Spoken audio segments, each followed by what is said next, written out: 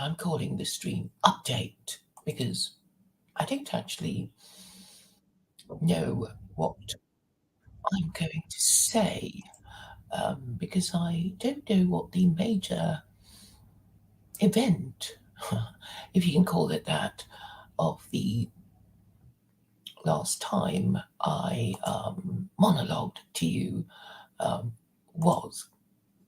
I can check my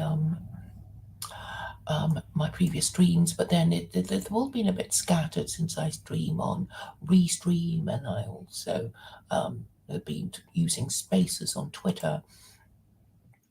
But those of you who are interested in keeping up with my thoughts and how I am developing my ideas should follow me on, well, as many forms of social media as you can, but I'm mostly active on Twitter, and Facebook is, well, very dull, but I'm using it because it's good at it's good for having discussions. I think just because of its comment features, etc. So I know my last stream on here was with was my conversation with Tom Sunik. He's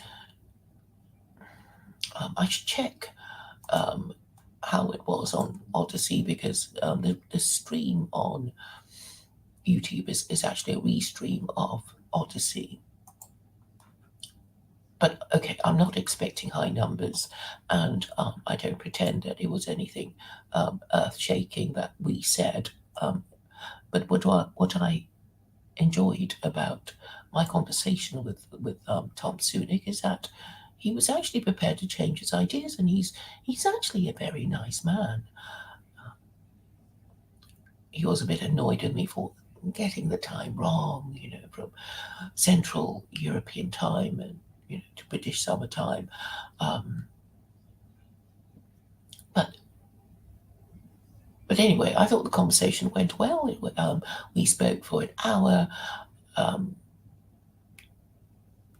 and we did talk about the topics that he expected to talk about, which was polytheism, monotheism, and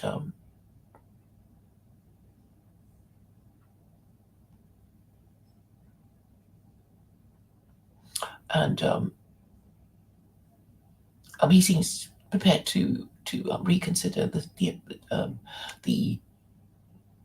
his position on polytheism being better, and be more prepared to consider the theology of the thing. My position is that the God of Israel was culturally appropriated by the Romans. The Romans had a terrible time with Jewish rebellion, and the theory of Joseph Atwill was that they revenged themselves upon the Jews by making up this story about Jesus to wrongfoot and humiliate them, and this has been the great lie that is even now still alive. So I think it's quite an interesting story, and it's actually capable of being the subject of a book, which I think would be a bestseller. But I'm not really the one to write it because I'm not really qualified in theology. I have this idea, and it obviously requires historians, Roman historians, rabbis. It,